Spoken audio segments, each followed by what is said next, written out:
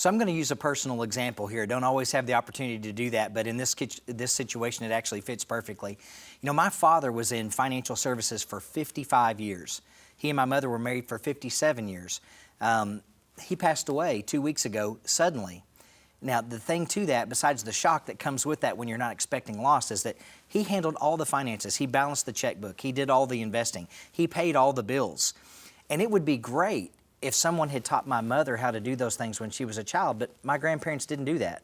It would be great if someone taught her those things in school, but they don't teach financial literacy in school. And then she married someone who was a financial advisor, and for 57 years, he took care of all those things for her. There was an immediate loss and need right after that happened.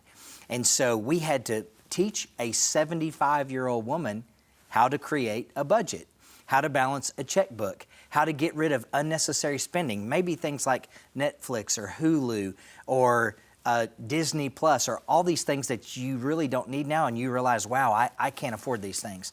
So that was a great example to go, to think through and go, it would be great if we taught those things way back early and if we did that for everyone. So this will be a focus on parents teaching their children and grandchildren how to avoid things like that in the future. You don't want that happening to you when you're 75 and in an emergent situation. So, you know, in my early days, I'm a retirement income certified professional, a certified financial fiduciary, but way back in my college days, I got a degree in elementary education. So I've been teaching my whole life, and especially in the financial world, but I have a lot of knowledge regarding young children and how to teach them. So let's start at the very beginning. How do you avoid these things and how do you teach financial literacy? Let's start with ages 0 to 5. A great thing you could do to teach them money concepts would be maybe to go into your closet, pull out the game Monopoly and get some of the Monopoly money out and create a play scenario. Kids in stages 0 to 5, they learn by playing.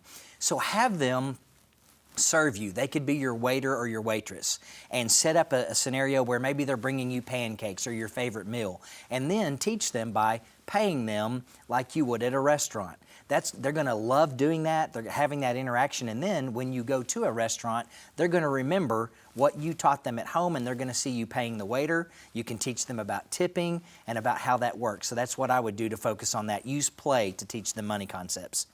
Then elementary school. We want to find games with financial lessons. Still, there's a lot of play there, but their knowledge level's increasing. That would be a good time to actually pull the Monopoly game out or maybe the game of life and actually teach them money concepts. You learn in Monopoly about purchasing homes and properties and all how money transactions work. That would be a great thing to do with your elementary school children. Might also be a good time to give them an allowance. Teach them the benefit of work and responsibility, so cleaning their room, maybe washing the dishes, and they can understand the money in exchange for goods and services with them. Then middle school children. This is where you can begin conversations about specific money practices and earning money. Two good examples here would be have a garage sale with your elementary age school children. Help them set up the garage sale, labeling things, putting prices on it. Having them watch you when people come in and purchase things, the exchange of money, giving back change, that sort of thing. Also, kind of one of the timeless favorites, a lemonade stand.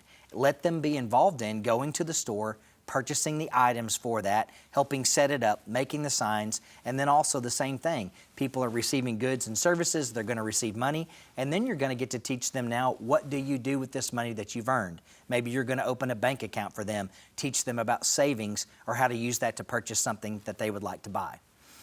Then let's step on up to high school age. High school age, it's time for independence. You know, you're driving a car. It's a good time to teach them about how to pay for that car. It's a good time to teach them about insurance and gas and that sort of thing. So this would be the time when it would be good to maybe have an after-school job, maybe to work on the weekends. And then in conjunction with giving them some responsibility, you already gave it to them in elementary school whenever they had an allowance, and you taught them about, you know, the lemonade stand and garage sales and that sort of thing. Now they have a real job, their real first job. What do we do with it? Teach them about the three key things: how to save, how to spend, and how to give. Those are things they all need to know. So this is definitely when you would want to open their first bank account, maybe have a savings account, begin to teach them through things like a teen worksheet budget. We would want to walk through, this is the first time they're ever dealing with it, but They can put down the amount of their paychecks.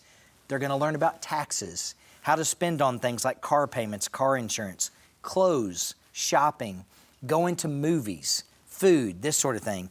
And the best way to teach them is to have something written or again on an app. Very critical for them to see it. You cannot get to where you're going if you don't have a written plan. It's just the best way. So how do we continue to model good habits at all ages? Have the kids be involved, no matter what their age is, in your financial planning. What do I mean by that? Well, maybe you pay all your bills online. Have them watch you do that.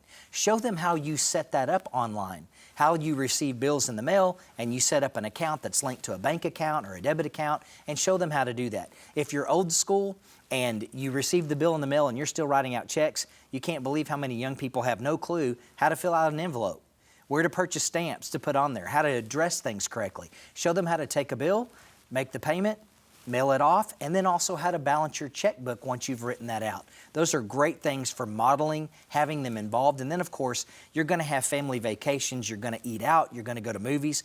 Have them watch how you do those things, how you save for a vacation. Teach them the importance of budgeting in that regard, and let them always be watching you do that. Then they're going to be prepared for their future.